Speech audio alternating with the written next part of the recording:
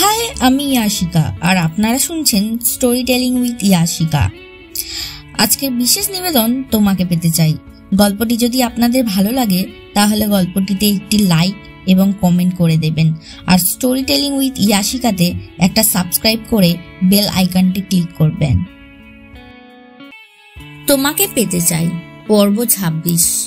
পরের দিন সকালে যথারীতি পুরোহিত মশাই এসে পুজোর সব নিয়মবিধি বুঝিয়ে দিলেন এবং কি কি জিনিস লাগবে সেই সব কিছুর একটা লিস্ট দিয়ে গেলেন। আর এইদিকে ওরা সকাল সকাল উঠে স্নান সেরে ওদের বাবাদের সাথে চলে গেল কুমোরটুলিতে। সেখানে যেতেই তারা দেখতে পেল অপরূপ সব মাতৃমূর্তি। অসাধারণ সব শিল্পীদের হাতের ছোঁয়ায় চিন্ময়ী থেকে মৃন্ময়ী হয়ে উঠেছে মা। ইতিমধ্যে চক্ষুদানও সম্পন্ন হয়েছে। তাদের মধ্যে থেকেই ঈশা আর ঐশী ওদের বাড়ির পুজোর জন্য প্রতিমা পছন্দ করে নিল এবং সঞ্জয় বাবু আর অখিল বাবু সেই প্রতিমার জন্য বায়নাও করে দিলেন। ঠিক হলো পঞ্চমীর দিন ওরা এসে মায়ের প্রতিমা নিয়ে যাবে। ঈশা আর ঐশী তো এবার ভীষণ খুশি, ওদের এতদিনের ইচ্ছে পূরণ হচ্ছে বলে কথা। তার ওপর আবার এবারে ওদের একসাথে প্রথম পুজো, তাই কিছু স্পেশাল তো হতেই হতো। প্রতিমা বায়না করে ওরা যখন বাড়ির পথে রওনা দেবে ঠিক তখন ঈশা বলে ওঠে, বাপি তোমরা তাহলে এগিয়ে যাও, আমি আর ঐশী কিছু কাজ আছে সেরে তারপরে আসছি। অখিল বাবু, কাজ? এখানে আবার কি কাজ? ঈশা, আসলে বাবা আমার অনেক দিনের ইচ্ছে ছিল যে এই দুর্গাপুজোর সময় কুমোরটুলিতে এসে কিছু ফটোগ্রাফি করব, তো আজকে যখন এখানে এলামই তাহলে ইচ্ছেটাও পূরণ করে নি। আমি আসার সময় তাই ডিএসএলআরটাও সাথে করে নিয়ে এসেছি। ঐশী, ও তুমি বাড়ি থেকে বেরোনোর সময় ডিএসএলআরটা সেই জন্যই সাথে এনেছো, বুঝেছি এবার। ঈশা, তাই বলছি আমাদের তো সময় লাগবে, তোমরা বরং এগিয়ে যাও। অখিল বাবু, বেশ ঠিক আছে, আমরা এগোলাম, তোমরা কাজ মিটিয়ে এসো। চল সঞ্জয়, আমরা যাই। এরপর অখিল বাবু এবং সঞ্জয় বাবু চলে গেলেন, আর ওনাদের যাওয়ার পর শুরু হলো ঈশার ফটোগ্রাফি করার নেশা ঈশার ছোট থেকে।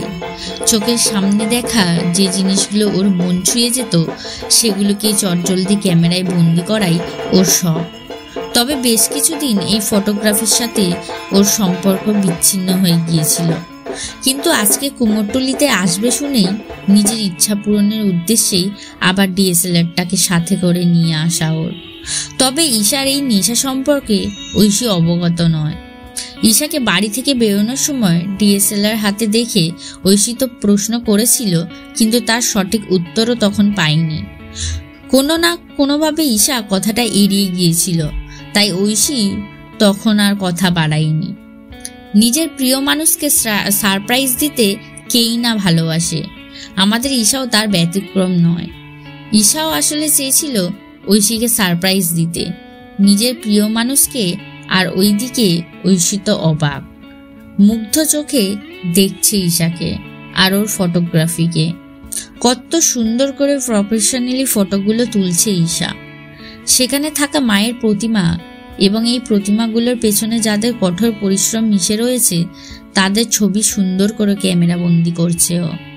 সত্যি তো এই মানুষগুলোর কথাই বা ভাবে কজন।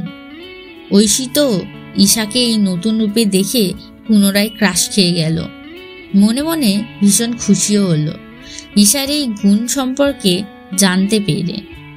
ঐশী তো ঈশাকে দেখতে দেখতে এইসব কথাই ভাবছিল। হঠাৎ ঈশার ডাকে ওর সম্বিত ফিরল। ঈশা, এই ঐশী, কখন থেকে তোমায় ডেকে যাচ্ছি, তোমার তো পাত্তাই নেই, এক মনে কি ভেবেই চলেছ? তা কি এত ভাবছেন ম্যাডাম, জানতে পারি কি? ঐশী, আমি তো এটাই ভাবছিলাম, আমাদের ঈশা যে এত ট্যালেন্টেড এটা তো জানা ছিল না। ঈশা, আগে থেকে জেনে গেলে সেটা কি আর সারপ্রাইজ থাকে? তা ম্যাডামের কেমন লাগলো সারপ্রাইজটা? ঐশী, অনেক অনেক ভালো লেগেছে, আই অ্যাম ইমপ্রেসড। ঈশা, হে, অনেক ইমপ্রেস হওয়া হয়েছে, এবার এসো তো তোমার কিছু ছবি তুলি। ঐশী তো মিষ্টি করে হেসে এক কথায় রাজি হয়ে গেল। যেখানে ফটো স্বয়ং ঈশা তুলবে সেখানে ঐশীকে তো রাজি হতেই হতো। কুমোরটুলিতে ওদের ফটোগ্রাফি শেষ হবার পর ওরা ওখান থেকে চলে গেল শোভাবাজার ঘাটে। এই জায়গাটাও অনেক সুন্দর, মনোরম প্রাকৃতিক সৌন্দর্যে ভরা। ঈশা আর ঐশী তো সেখানে পৌঁছে ঘাটের একপাশে বসে পড়ল এবং দেখতে লাগলো ঘাটের সৌন্দর্যকে। মেঘলা আকাশ, ঘাটের ঠান্ডা হাওয়া, দূরে নদীর জলে ভেসে থাকা নৌকা, আর সব থেকে আকর্ষণীয় হলো ঘাটের একধারে পাশাপাশি দাঁড়িয়ে থাকা দুটো ছাতিম গাছ। ঠান্ডা হাওয়ার সাথে গাছগুলো থেকে ভেসে আসা ছাতিম ফুলের মিষ্টি গন্ধ, উফ, যা ঘাটের সুন্দর মেঘলা পরিবেশটাকে আরো মিষ্টি করে তুলেছে। আর সেখানেই পাশাপাশি বসে নিজেদের মধ্যে কত গল্প করে চলেছে মিষ্টি প্রেমিক যুগল ঈশা আর ঐশী। দুর্গাপুজো নিয়ে তো দুজনে উৎসাহের শেষ নেই। পারলে তো দুজনে ঘাটে বসেই সব প্ল্যান করে ফেলে। ঘাটে আরো বেশ কিছুক্ষণ সময় কাটানোর পর ওরা চলে গেল শোভাবাজার ঘাটের কাছাকাছি একটা রেস্টুরেন্টে লাঞ্চ করতে। ঈশা ওদের জন্য অর্ডার দিল একটা বিরিয়ানি, চিকেন চাপ, আইসক্রিম আর ভার্জিন মোহিতো। তারপর ওরা লাঞ্চ সেরে রওনা দিল বাড়ির পথে। বাড়ি ফিরে দুজনেই অনেক ক্লান্ত থাকায় যে যার মতো ঘরে গিয়ে ফ্রেশ হয়ে শুয়ে পড়ল একটু। তারপর বিকেলে ঘুম থেকে উঠে হল রুমে এলো দুজনে। ওদের দেখার সাথে সাথে গীতা দেবী বললেন, ঈশা মা আর ঐশী, তোমরা একটু চোখে মুখে জল দিয়ে তৈরি হয়ে নাও, আমরা একটু শপিং এ যাব। দুর্গা মায়ের জন্য কিছু অলংকার কিনবো এবং একটা শাড়ি কিনবো, আর তোমরা যে যা কিনবে পুজোয় পরার জন্য কিনে নিও। এরপর দুজনে লাফাতে লাফাতে চলে গেল রেডি হতে। চটজলদি রেডি হয়ে তারা চলে এলো পার্কিং লটে। বাড়ির বাকিরা সেখানেই অপেক্ষা করছিল ওদের জন্য। তারা আর বেশি দেরি না করে গাড়িতে উঠে পড়ল। এদিকে ঈশা তার R15টা বের করলো। ঈশাও উঠে পড়ল ওর বাইকে। মিস্টার সেনদের গাড়ি বেরিয়ে পড়ল। তারপর ঈশা কিছুক্ষণ অপেক্ষা করে গাড়ি স্টার্ট দিল। আসলে ঈশা বাপিদের গাড়ির সাথে সাথে যেতে চায় না, ঐশীর সাথে একটু খুনসুটি করতে করতে যেতে চায়। ঐশী জাপটে জড়িয়ে নিল ঈশাকে পেছন থেকে। ঈশার পিঠে একটা কিস করে মাথা রাখলো। অনেক শান্তি লাগছে ঐশীর, আর ঈশারও অনেক শান্তি লাগছে ঐশীর স্পর্শ পেয়ে। ঈশা এক হাত দিয়ে বাইক চালাচ্ছে আর এক হাত দিয়ে ঐশীর হাতের উপর নিজের হাতটা দিয়ে শক্ত করে ধরে রেখেছে। দুজনের মনেই এক অন্যরকম শান্তি কাজ করছে। রাস্তায় পুজোর ভিড় হলেও তারা নিজেদের মতো নিজেদের মধ্যে ডুবে রয়েছে। যথারীতি তারা আদি ঢাকেশ্বরী বস্ত্রালয়ে পৌঁছলো। একজন ওনাদের বিভিন্ন রকমের শাড়ি বের করে দেখাতে লাগলো। অনেকগুলো শাড়ি বের করে পরপর লাইন দিয়ে রাখলো। তার মধ্যে থেকে রাগিনী দেবী এবং গীতা দেবী দুর্গা মায়ের জন্য একটা লাল টুকটুকে শাড়ি পছন্দ করলো। তারপর নিজেদের জন্য কয়েকটা শাড়ি পছন্দ করলো এবং রাগিনী দেবী ঐশীকে বলল, এই ঐশী মা, তুই তোর জন্য দুটো শাড়ি পছন্দ কর না, অষ্টমী এবং দশমীতে পরবি, খুব সুন্দর লাগবে তোকে শাড়িতে। ঐশী একটু কিন্তু কিন্তু করছিল, কিন্তু ঈশার বলাতে ঐশী আর না করতে পারল না। ঐশীর পছন্দ জামদানি শাড়ি। অনেকগুলো জামদানি দেখালো, তার মধ্যে ঈশার একটা গোলাপি রঙের জামদানি পছন্দ হলো। ঐশীকে ইশারা করে বলল, ওই শাড়িটা পরে দেখো।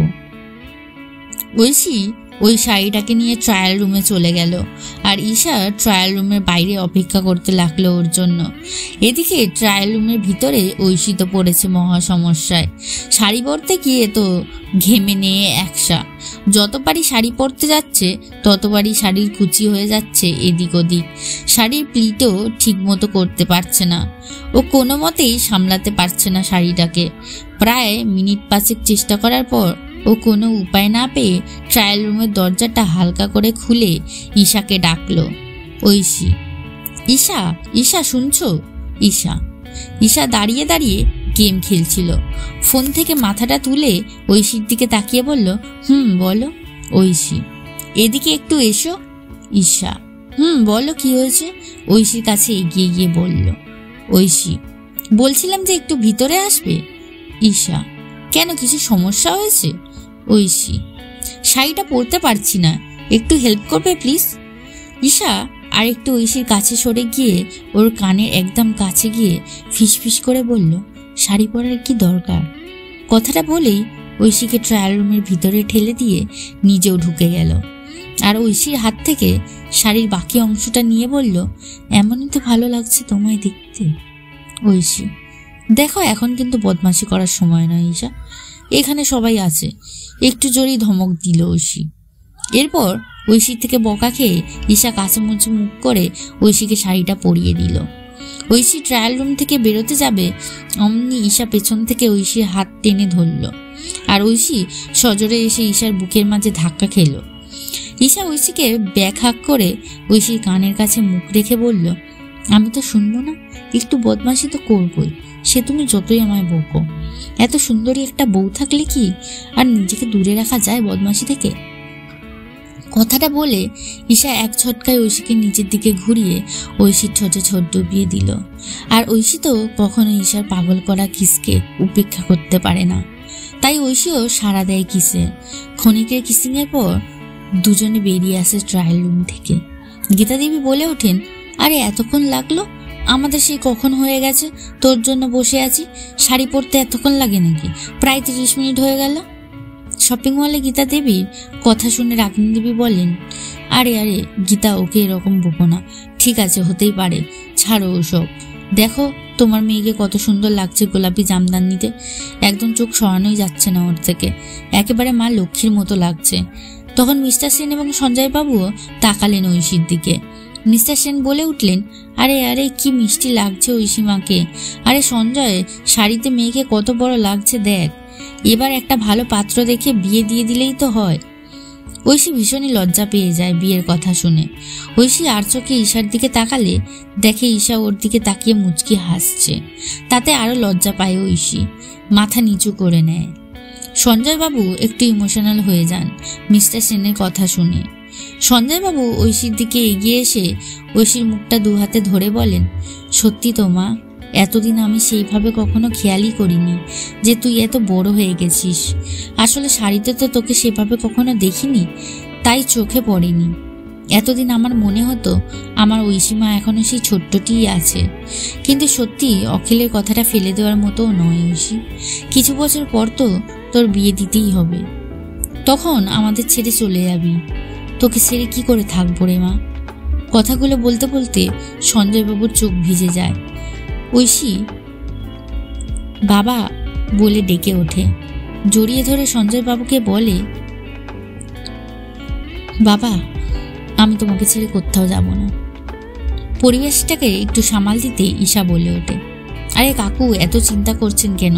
জামাইকে ঘর জামাই করে রাখবো আমরা, ঐশীকে কোথাও যেতেই হবে না। সবাই হেসে ওঠে। সঞ্জয় বাবু ঐশীকে ছেড়ে দিয়ে চোখ মুছে নেন। শাড়ি কেনার পর ওরা ঠিক করে রাতের খাবারটা ওরা বাইরে থেকেই সেরে যাবে। অনেকদিন সবাই মিলে বাইরে খেতে যায়নি, আজকে সেই সুযোগ হাতছাড়া করা যাবে না। কাছের ফিটে রেস্টুরেন্টে গিয়ে একটা টেবিলে বসলো সবাই। মিস্টার সেন সবার জন্য খাবার অর্ডার দিলেন। সবাই গল্প হাসি মজা করতে করতে খাবার সেরে নিল। তারপর বিল মিটিয়ে রেস্টুরেন্ট থেকে বেরিয়ে বাড়ির পথে রওনা দিল। রাতে ডিনার সেরে বাড়ি ফিরতে ওদের বেশ রাতই হয়ে যায়। যথারীতি সারাদিনের পরিশ্রমে সকলেই ক্লান্ত হয়ে পড়েছিল, তাই যে যার রুমে এসে সবাই শুয়ে পড়ে। মাঝরাতে ঐশী ঘুম থেকে উঠে ঈশার রুমে চলে যায়। এসে দেখে বেচারা ঈশা তো ক্লান্ত হয়ে অগরে ঘুমোচ্ছে। ঐশী আর ঈশাকে ডেকে তোলে না। ঈশার মাথার কাছে বসে ওর মাথায় হাত বুলিয়ে দিতে দিতে এক দৃষ্টিতে দেখতে থাকে ঐশী। মনে মনে ভাবে, কেমন বাচ্চাদের মতো করে ঘুমাচ্ছে দেখো, ইস কি কিউট লাগছে। কে বলবে এই কিউট মেয়েটা রেগে গেলে রণচণ্ডী হয়ে যায়। এইসবের মাঝে ঈশা ঘুমের মধ্যে ঐশীর হাতে নরম উষ্ণ ছোঁয়া পেয়ে ওর হাতটা পরম শান্তিতে জড়িয়ে নিল। ঐশীও আর ঈশাকে বিরক্ত করে না, ওর পাশে শুয়ে যায়। ঐশী ঈশাকে পেছন থেকে শক্ত করে হাঁক করে পিঠে মাথা রাখে আর নিজেও ঘুমিয়ে যায়। ভোরের দিকে হঠাৎ ঈশার ঘুমটা ভেঙে যায়। ততক্ষণে ঐশী ঈশার পিঠ থেকে বুকে জায়গা করে নিয়েছে। ঈশা তো ঘুম থেকে উঠে ঐশীকে নিজের বুকে ঘুমিয়ে থাকতে দেখে অবাক। কাল রাতে ঘুমের মধ্যে নিজের মাথায় কারোর উষ্ণ স্পর্শ পেয়েছিল ঠিকই, তবে সেই স্পর্শে তো ও আরো শান্তিতে ঘুমিয়ে পড়েছিল। কিন্তু এখনো ঠিকই বুঝতে পারছে ওই উষ্ণ স্পর্শ ঐশীরই ছিল। ঈশাও এক মনে নিজের বুকে ঘুমিয়ে থাকা ওর ঐশীকে দেখে যাচ্ছে। কত শান্ত, শরতের এই ভোরের আকাশের মতোই স্নিগ্ধ মিষ্টি। আর এই মিষ্টি মেয়েকে প্রথম দেখাতে ও কিনা কত খারাপ খারাপ কথা বলেছিল, কত হার্ট করেছিল। কিন্তু তখন কি আর জানতো ও শেষমেশ এই মিষ্টি মেয়েটার প্রেমেই ও পড়বে? এই মেয়েটাই ওকে সম্পূর্ণ বদলে ওর ভিতরের আসল ঈশাটাকে বের করে আনবে সকলের সামনে। এইসব কথা ভাবতে ভাবতে আনমনে মুচকি হেসে ওঠে ঈশা। আরো শক্ত করে নিজের সাথে মিশিয়ে নেয় ঐশীকে। ওর মুখের দিকে এগিয়ে গিয়ে গাঢ় একটা চুমু এঁকে দেয় ওর কপালে। এক দৃষ্টে আবার দেখতে থাকে ঈশা ঐশীকে। ইতিমধ্যে নিজের কপালে ঈশার ঠোঁটের স্পর্শ পেয়ে ঘুম ভেঙে যায় ঐশীর। ঘুম ভেঙে সামনে তাকাতেই ঐশী দেখতে পায় ঈশা ওকে একইভাবে দেখে যাচ্ছে।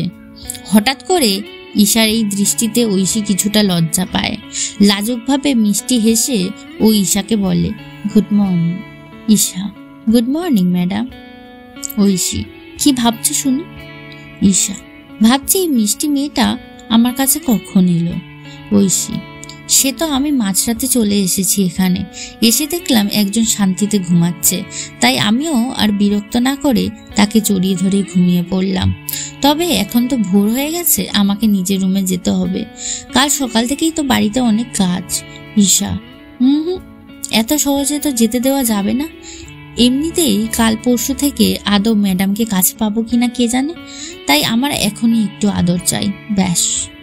কথাটা বলেই ঈশা ঐশীকে বেডের সাথে চেপে ধরে নিজে ঐশীর উপরে উঠে আসে। আর ঐশীকে কিছু বলার সুযোগ না দিয়েই নিজের ঠোঁট দিয়ে ঐশীর ঠোঁট বন্ধ করে দেয়। খুব সফটলি কিস করতে থাকে ঐশীকে। ঐশীও ঈশার এই ভালোবাসা ভরা স্পর্শে নিজেকে ধরে রাখতে পারে না। ঐশীও তো ঈশাকে চায় নিজের কাছে, তাই ঐশীও আস্তে আস্তে ঈশার কিসের রেসপন্স করতে থাকে। ধীরে ধীরে ওদের চুম্বন আরো গাঢ় থেকে গাঢ় হতে থাকে। ঈশার হাত এতক্ষণ না স্পর্শ করেছে ঐশীর গলায়, আর ঐশী শক্ত করে খামচে ধরেছে ঈশার মাথার চুল। নিজেদের মধ্যে নিঃশ্বাসের ঘাটতি অনুভব করায় তারা কিস করা থামিয়ে একে অপরকে নাক খুঁজতে থাকে আর জোরে জোরে শ্বাস নেয়। জোরে জোরে শ্বাস নেওয়ার সময় ঈশাকে এত কাছ থেকে দেখে ঐশীর মনে একটু দুষ্টু বুদ্ধি খেলে যায়। ঐশী হঠাৎ একটা কামড় বসিয়ে দেয় ঈশার নাকে, আর ঈশা তো ঐশী এমন কাজে অবাক। এর সাথে চিৎকার দিয়ে বলে ওঠে, আহ, এটা কি হলো? ঐশী, কি আবার হবে? এটা তোমার শাস্তি। ঈশা, শাস্তি? কিসের শাস্তি? আমি কি করেছি? তুমি আমার নাকে কামড় দিলে কেন? ঐশী, বেশ করেছি, কামড় দিয়েছি, আমার মন হয়েছে তাই আমি কামড়েছি। মন চাইলে আবার দেব, আর এমনি এটা তোমার সকাল সকাল দুষ্টুমি করার শাস্তি। এই বলে একটু মুচকি হাসে ঐশী। ঈশা, তবে রে, খুব শখ না, দেখাচ্ছি মজা, দাঁড়া। এই বলে যেই ঈশা ঐশীর দিকে এগোতে যাবে আর ঐশী পুনরায় কামড় বসে ঈশার নাকে। ঈশা আবারও চিৎকার দিয়ে বলে, উফ, ঐশী লাগছে তো। ঐশী তো ততক্ষণে পাপ্পি ফেস বানিয়ে ঈশার দিকে তাকিয়ে আছে, আর বেচারা ঈশা তো নিজের ঐশীর এই ইনোসেন্ট ফেস দেখে নিজেও হেসে ফেলে, সাথে সাথে ঐশীও হেসে ওঠে। এবার ঈশা ঐশীকে আরো শক্ত করে জড়িয়ে ওর ঠোঁটে আলতো ঠোঁট ছুঁয়ে ঐশীর বুকে মাথা রেখে বলে, এইভাবেই থেকো সব সময়।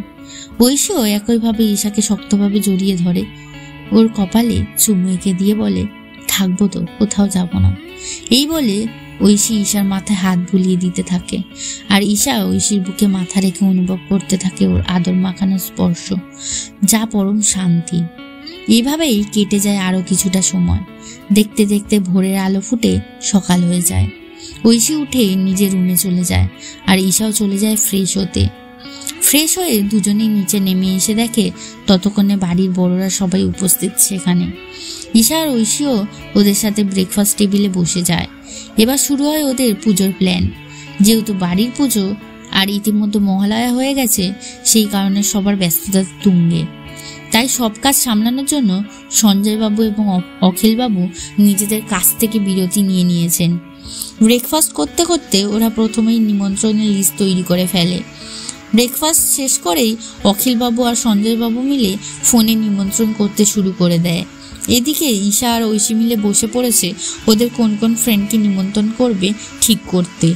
ওইদিকে বাড়ির দুই গিন্নি মিলে ঠিক করছে পুজোর কদিন কি রান্না বান্না হবে, মায়ের ভোগে কি দেওয়া হবে, এই সমস্ত কিছু। অখিলবাবু প্রথমেই ফোন করলেন ঈশাদের দেশের বাড়িতে। পুজোর কথা শুনে তো ওখানকার সবাই ভীষণ খুশি আর উৎসাহিত। ঈশার দাদু ঠাম্মি তো দেশের বাড়ির সবাইকে নিয়ে পঞ্চমীর দিনই চলে আসবে বলেছেন। ওইদিকে রিনি তো কলকাতাতেই আছে, তাই ওর আশা নিয়ে কোনো সমস্যা নেই। দেশের বাড়িতে নিমন্ত্রণ সেরে অখিলবাবু ফোন করলেন মিলির বাড়িতে। ঈশাদের দেশের বাড়ি আর মিলির বাড়ি পাশাপাশি হওয়ায় মিলির বাবা আর অখিলবাবু ছোটবেলার বন্ধু। সে কারণে মিলির বাড়ির লোকেদের সাথে ঈশাদের সম্পর্ক নিজেদের মতো। তাই অখিলবাবু মিলির বাবাকেও বললেন সপরিবারে পঞ্চমীর দিনই যেন চলে আসে। এই দিকে মিলির কথা শুনে ঈশা আর ঐশী নিজেদের মধ্যে চোখাচোখি হলো, তবে কেউ কিছুই বলল না। এইদিকে অখিলবাবু তো এক এক করে নিজেদের চেনা পরিচিত আত্মীয় স্বজন, বন্ধু বান্ধব, কলেজের কলিগ সবাইকে ফোন করে নিমন্ত্রণ সেরে নিলেন। অখিলবাবুর সাথে সাথে সঞ্জয়বাবুও ফোন করে নিজেদের চেনা জানা সকলকে নিমন্ত্রণ সেরে নিলেন।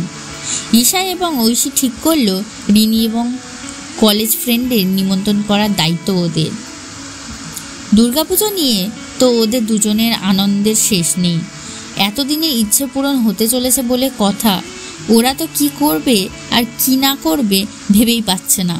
ওদের সাথে সাথে বাড়ির সকলেও ভীষণ উৎসাহিত। অখিলবাবু আর গীতা দেবী তো আরও বেশি আনন্দিত নিজেদের মেয়েদের দেখে। এই ঈশাকেই তো দেখতে চেয়েছিল ওনারা, আর এতদিনে তা সম্ভব হয়েছে শুধুমাত্র ঐশীর জন্য। এবারে পুজোয় ঐশী যেন স্বয়ং মা দুর্গার স্বরূপ হয়ে সব বদলে দিয়েছে। বেলা হতেই সঞ্জয়বাবু এবং অখিলবাবু বেরিয়ে পড়লেন পুজোর বাজার করতে। ওনাদের পাড়ার কয়েকটা ছেলেকেও ডেকে নিলেন হাতে হাতে সাহায্য করার জন্য। বেশ কিছুদিন কেটে গেল পুজোর তোড়জোড় করতে করতেই। দেখতে দেখতে পুজো চলে এলো।